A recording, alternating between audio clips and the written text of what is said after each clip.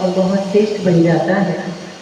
और दोनों ही हमारी दीदियाँ आपको दोनों चीज़ों से भरपूर कर रहे हैं।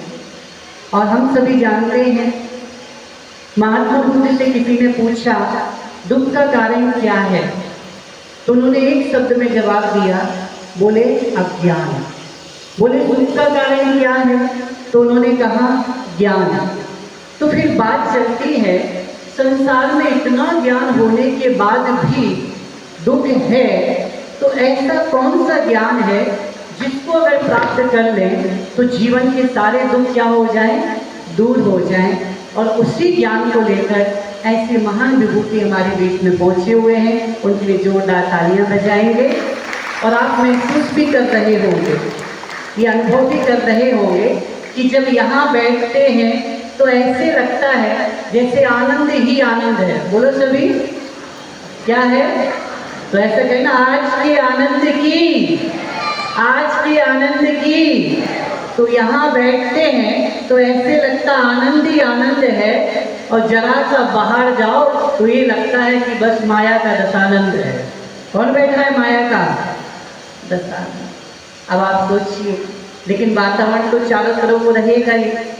लेकिन हम लोग कई बार ये सोचते हैं कि वातावरण अगर हमें ऐसा मिल रहा है तो शायद हम बहुत आगे जा सकते हैं, लेकिन अगर ये वातावरण हमें नहीं मिलेगा तो शायद हम कुछ नहीं कर सकते हैं। लेकिन इसका प्रैक्टिकल उदाहरण अगर हम देखें, विभीषण के जीवन में हम देखें, लंका में रहते हुए भी उन्होंने उस वातावरण से अपने को बचा के रखा।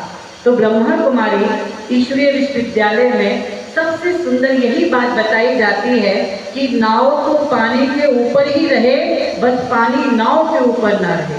क्या सुना?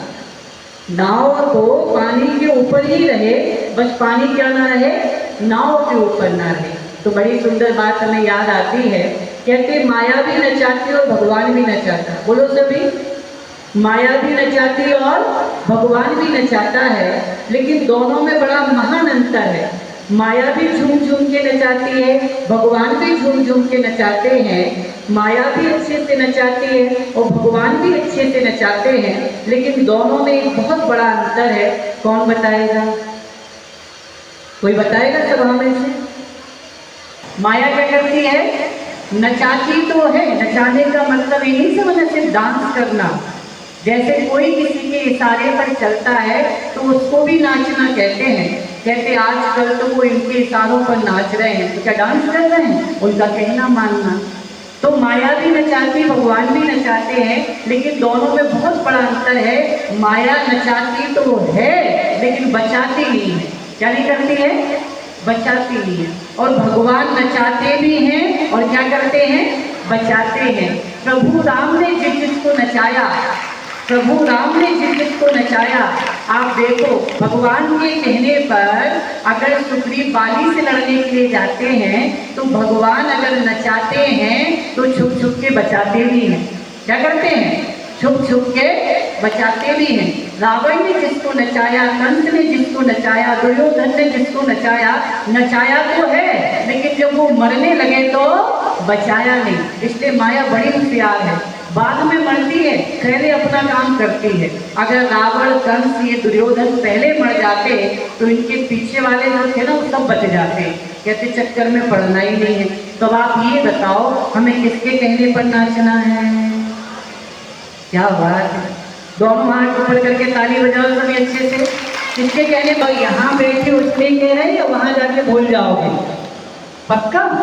तो दीदी जी जिसकी बात कर रहे थे वो संबंधों की जहाँ पर बात आती है तो आपको ये पता होना चाहिए, कोई भी संबंध है अगर संबंध में समय ना दिया जाए।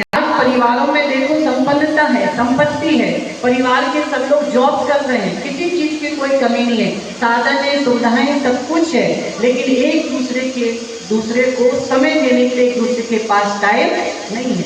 इतने संपन्न हैं कि हर एक के हाथ में डायमंड की अंगूठी है, लेकिन डाइनिंग पे बैठने के लिए, खाना एक साथ खाने के लिए समय नहीं है।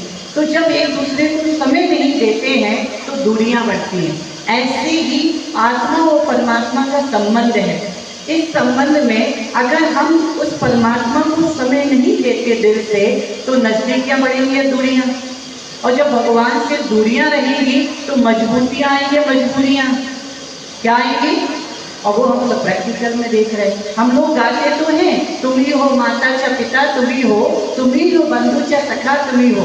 भगवान के सामने गा रहे हैं, दुनिया वालों के साथ निभा रहे हैं, लेकिन दुनिया वालों के साथ भी विश्वास से और सही ढंग से नहीं निभा रहे हैं, इसलिए जीवन में दुख और धोखा पा रहे हैं। नहीं तो आप देखिए भक्ति मार्ग में जिसने भगवान से एक एक संबंध जोड़ा, उन्हें देखो क्या प्राप्ति हुई। रामकृष्ण परमहंस ने भगवान को माँ माना, ऐसे भोग देते थे, काली माँ ऐसे ले लेती थी। विवेकानंद के गुरु रामकृष्ण परमहंस, उन्होंने माँ माना। तो रामकृष्ण परमहंस ने भगवान को माँ माना, ध्रुव और प्रहलाद ने भगवान को पिता माना, मीरा और राधा ने भगवान को साजन माना, द्रौपदी ने भगवान को भाई माना, सती अनुसुईया ने भगवान को बच्चा माना, शबरी ने भगवान को अतिथि माना। क्या माना? अतिथि माना। सुदामा ने, सुग्रीव ने भगवान को मित्र माना। तो जिसने एक एक संबंध जोड़ा, भगवान ने कितना खूबी से निभाया। हम तो सारे जोड़ रहे हैं, फिर भी भगवान हमें अगर दुख में छोड़ रहे हैं तो कमी वहां से है या यहाँ से?